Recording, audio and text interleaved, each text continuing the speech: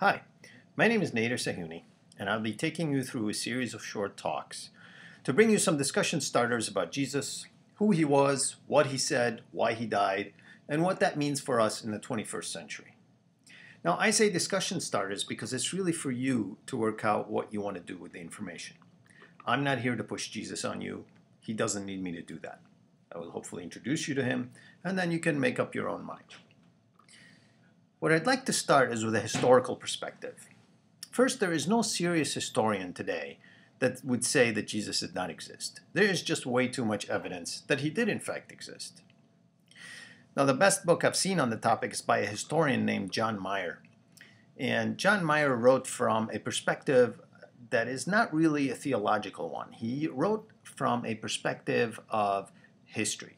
He starts out by asking this question. If you get the best historians in the world from all different religions, and you add an atheist and an agnostic, and you take them and you lock them up in the Harvard Library, then you tell them that they can't leave until they come to an agreement about Jesus. And the only sources that they can use are what's available inside that library. The question then is, what kind of conclusion would they reach? What would they say about Jesus? Now, the idea would be to get data about Jesus in the same way that you would say Alexander the Great or Napoleon. And that's the approach that he took to doing his research and to writing these 3 volumes, looking at Jesus from a purely historical perspective.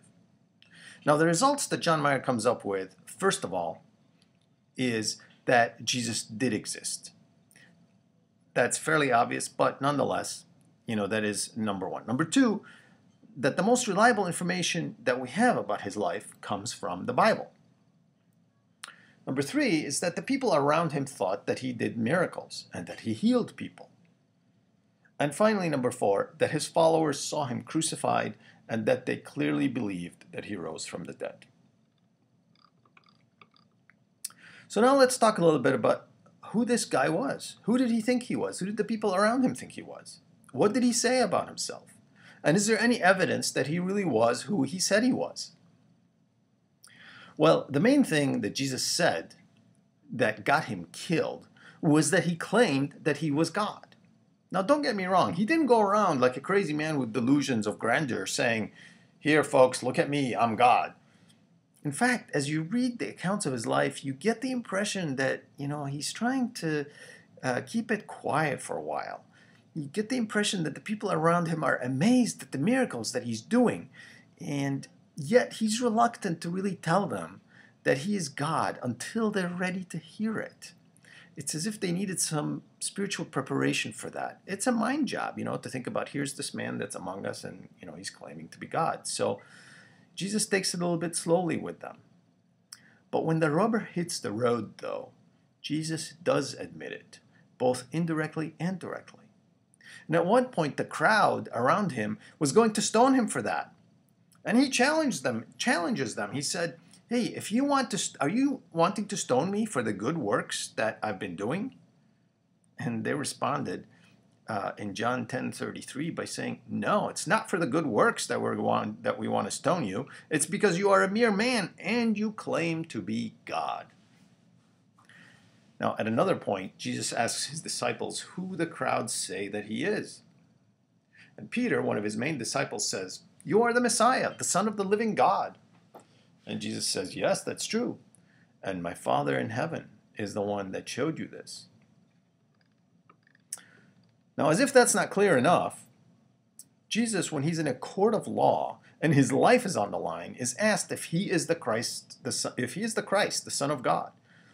And Jesus replies, "Yes, I am."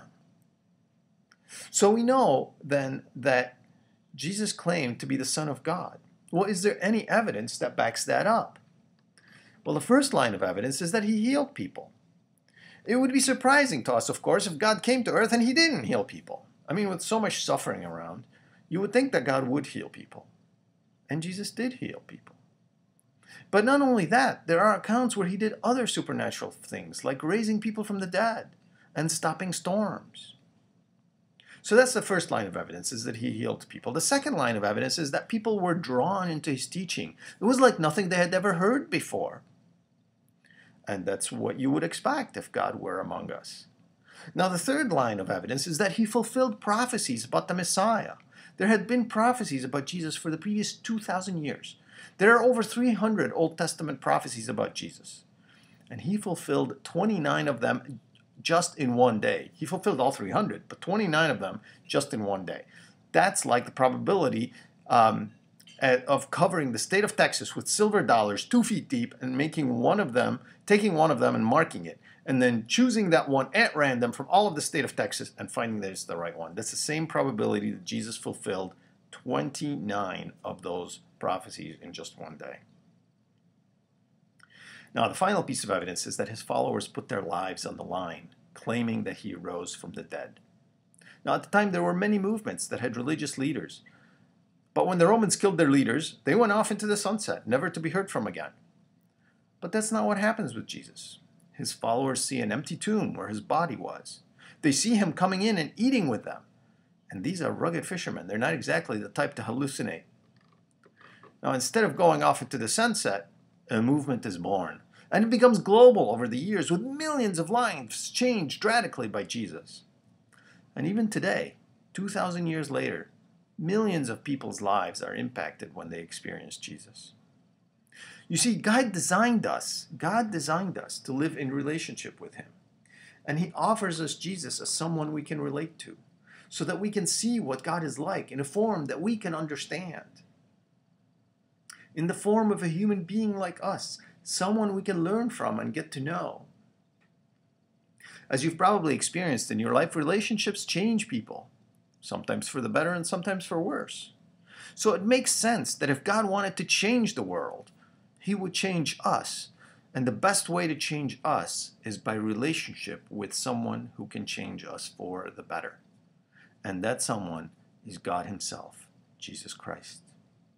Now, if you decide to follow Jesus, he doesn't offer freedom from pain necessarily, but he does offer you the freedom to live your life to the fullest and to make an impact with your life, a positive impact through relationships that are positive and that impact people for the best, just as Jesus impacts you for the best.